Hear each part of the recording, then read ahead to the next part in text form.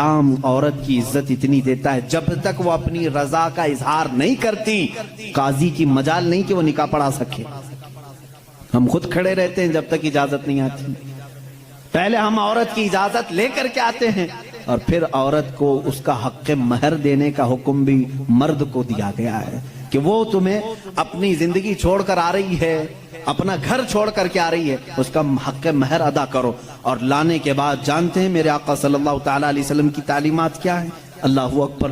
حضور اکرم صلی اللہ علیہ وسلم نے تاکید کے ساتھ فرمایا ہے کہ عورتوں کے ساتھ سختی نہ کرو. اپنے آخری خطبے میں حضور نے عرفات کے میدان میں یہ بات تک فرمائی, عورتوں کے معاملات میں اللہ سے ڈرو, حد سے زیادہ نہ بڑھو, عورتوں کے ساتھ اتنی سختی نہ کرو. مارنے کو منع کیا, کبھی ان کے چہرے پر نہ مارنا, کبھی ان کے خاندان کو تانا نہ مارنا, کبھی ان کو اتنی بری گالی نہ دینا کہ دل ٹوٹ جائے. یہ تمام احکام اسلام نے اسی عورت کی عزت ہی کے لیے تو دیے ہیں. اور پھر جس وقت وہ آئے, بزرگوں نے یہ رواج بھی رکھا ہے کہ ہم اپنی بیٹیوں کو اپنے گھروں سے قرآن پاک دے کر کے رخصت کرتے ہیں, قرآن کے ساتھ اسے بھیجتے ہیں. اور گھر لانے کے بعد جانتے ہیں یہ اعلیٰ حضرت رضی اللہ تعالیٰ عنہ نے لکھا بھی ہے. اعلیٰ حضرت فرماتے ہیں جب نئی دلہن گھر میں آئے تو اس کے پیروں کا دھون جو ہے وہ اگر گھر کے چاروں کونوں میں ڈالو تو برکت آئے. وہ آ رہی ہے اپنا رزق لے کر کے آ رہی ہے, اپنا رزق لے کر کے آ رہی ہے. یہاں تک ہمارے لیے کہا گیا, بلکہ دولہے کو یہ بھی کہا گیا, اسی یہ بیان میں ساری باتیں نوجوانوں کو سمجھ میں بھی آ جائیں گی. نکاح کی پہلی رات اسے کہا گیا کہ تو اپنے گھر لایا ہے دلہن کو تو سب سے پہلے اس کے ہی دوپٹے کو تو مصلی بنا اور اس پر سجدہ کر. یہ حکم ہے. عورت کی عزت نہ ہوتی تو ہم مصلی بناتے اس کے دوپٹے کو. پہلی رات کہا گیا ہے. یہ اور بات ہے کہ معلومات نہیں ہے نوجوانوں کو کہ شادی کے بعد پہلی رات, یہ بھی سیکھنے کی ضرورت ہے. علماء سے یہ تمام چیزیں پوچھ لینا چاہیے جس کی شادی ہو رہی ہے. دلہن آ رہی ہے تو ہم اس کی عزت ہی کے لیے تو یہ تمام کام کر رہے ہیں. اور اس کے بعد حکم یہ دیا گیا کہ سب سے پہلے اس کے ساتھ بات چیت کی شروعات کرنے سے پہلے اس کی پیشانی پر ہاتھ رکھ کر اللہ کی بارگاہ میں یہ کہو, اے اللہ اس کے اندر جتنی تو نے اچھائیاں رکھی ہیں وہ سب اچھائیاں مجھے عطا کر دے, اور جتنی اس کے اندر برائیاں ہیں ان تمام برائیوں سے مجھے تو بچا دے. یہاں سے تو شروعات کر. ظاہر سی بات ہے میں نے اس وقت محسوس کیا, چند دنوں پہلے ایک نوجوان کو تلقین کر رہے تھے, پیشانی پر جہاں بال اگتے ہیں وہاں ہاتھ رکھ کر کے دعا کرنا. تو اس نے پوچھا کہ حضرت دعا تو ایسی ہی کر سکتے ہیں, پیشانی پر کیا؟ میں بھی چونک گیا. اس کو میں بتاؤں, میرے ایک استاد سے میں نے پوچھا کیا ایسا ہے کہ اپنی دلہن کی پیشانی پر ہاتھ رکھ کر کے اس طرح دعا کرنا چاہیے؟ انہوں نے کہا ہاں ہے.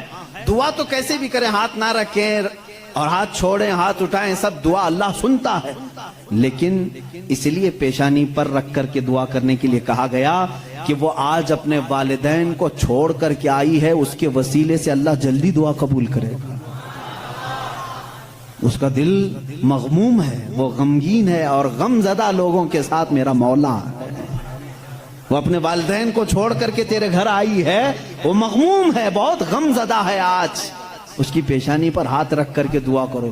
میرا اسی دن یہ ذہن سمجھ گیا کہ اسلام نے عورت کو وہ مقام دیا ہے, وہ عزت دی ہے. ہم نے اس کو اپنے جسموں کو سکون پہنچانے والا آلہ نہیں سمجھا, مشین نہیں سمجھا, بلکہ حقیقی مسلم وہ ہے جو اپنی عورت کی عزت بھی کرے, احترام بھی کرے. السلام علیکم ورحمۃ اللہ وبرکاتہ. میرے ناظرین رکے دوست رکے, اگر آپ بغیر شادی شدہ ہے نا تو شادی ہونے سے پہلے, شادی کرنے سے پہلے, نکاح ہونے سے پہلے آپ ایک مرتبہ اس مسئلے کو جان لیجئے گا.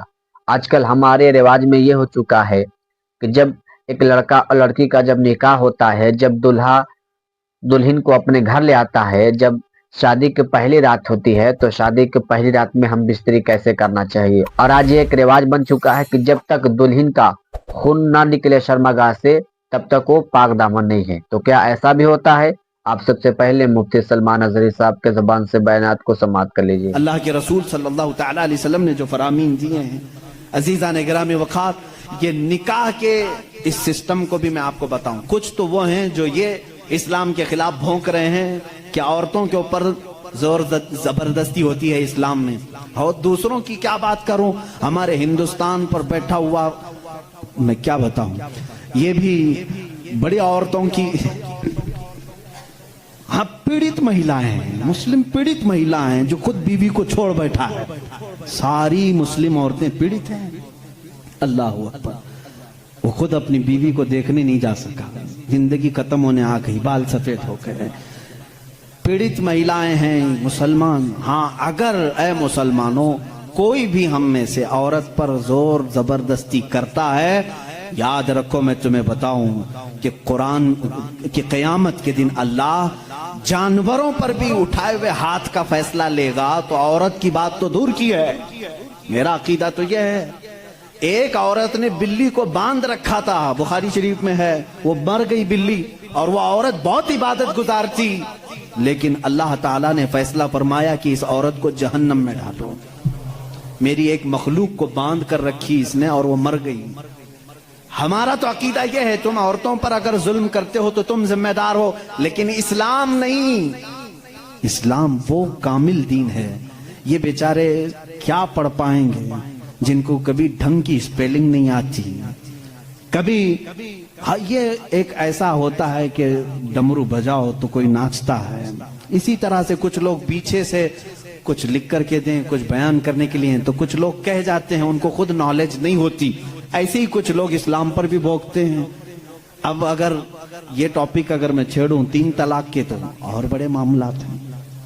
3 طلاق کے لیے اسلام نے زور زبردستی کی ہے. عورتوں پر ظلم ہے, یہ پیڑت ہیں, یہ مہیلا ہیں, ان کو انصاف دلانا چاہیے. 3 طلاق دینا, پہلی بات یہ سمجھے ہی نہیں. آپ تو سمجھتے ہیں نا اسلام میں فجر کی نماز فرض ہے, ظہر کی نماز فرض ہے نا, عصر مغرب عشاء فرض ہے, طلاق دینا فرض ہے. فرض ہے تو اتنا کیوں نہیں سمجھ رہے؟ کون کہتا ہے کہ ہر مسلمان 3 طلاق دینا فرض سمجھتا ہے؟ ارے وہ ایک ایگزٹ راستہ ہے. ہم کبھی بھی کسی بھی بندے کو نکاح پڑھاتے ہیں تو طلاق کا نام تک نہیں لیتے. اگر ذکر کر دیا نا کہ میں 5 سال کے بعد طلاق دینے کے لیے نکاح کر رہا ہوں, تو وہ نکاح ہی حرام ہو گیا. بلکہ میں کہتا ہوں اگر تم نے نکاح میں یہ کہہ دیا 80 سال کے بعد میں چھوڑ دوں گا, یا 80 سال کا یہ کانٹریکٹ ہے میرا, تو نکاح نہیں ہے. وہ نکاح نہیں, اس کو متاع کہتے ہیں.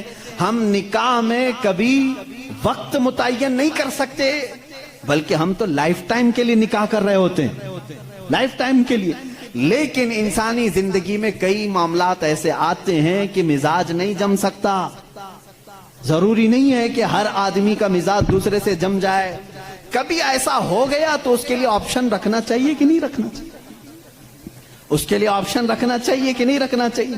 ارے میاں تم کسی کو گاڑی میں بٹھا کر کے بھیج رہے ہو اور اس سے یہ کہو کہ چلنا ہی ہے, اگر وہ پوچھ لے گاڑی کے پہیے دونوں پنچر ہو گئے تو کیا کروں, کہا پھر بھی چلنا ہی ہے. یہ ظلم ہے, یہ زیادتی ہے. اس سے یہ کہنا چاہیے کہ اگر گاڑی کے پہیے پنچر ہو گئے, ٹائر پنچر ہو گئے, تو قریب میں گیریج ہے, کھول کر کے بدلوا لو. معقول بات ہے کہ نہیں؟